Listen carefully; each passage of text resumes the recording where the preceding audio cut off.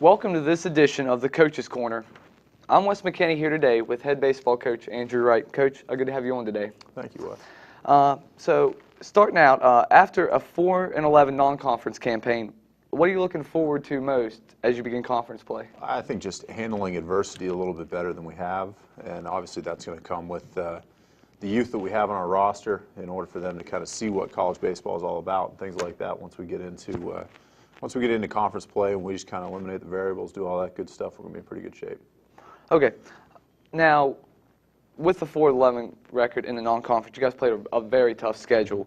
What do you take away most from playing nationally ranked competition? Well, I think that we belong. You look at the record's not as attractive as it should be at this point in the season, but you look at, there were some flashes of brilliance. Obviously, we took some lumps early, but I think when we can string together some good innings, good at-bats, good pitches, things like that, then we're going to be in pretty good shape. Okay, there's you alluded to it, a young roster. Mm-hmm.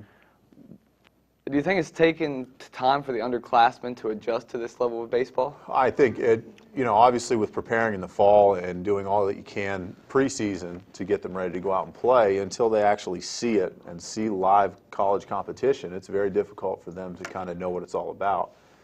But, I think that some of them are coming along a lot faster than were expected. Some of them, may need a few more games to kind of get their feet underneath them. But at the end of the day, when the dust settles in May, which is what we traditionally try to play for in this program, we feel like everybody's going to have the experience and be ready to go out and just play baseball.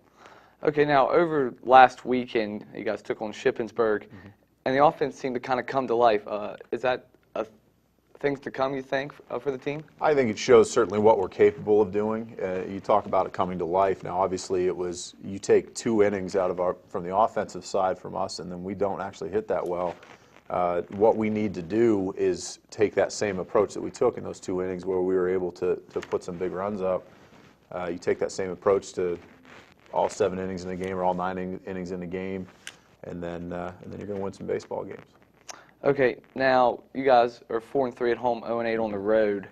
How are you guys focusing on becoming a better team away from Anderson Field? I think just focusing on the process and playing in the present, because regardless if you're playing Fenway Park or Anderson Field, the objective doesn't change.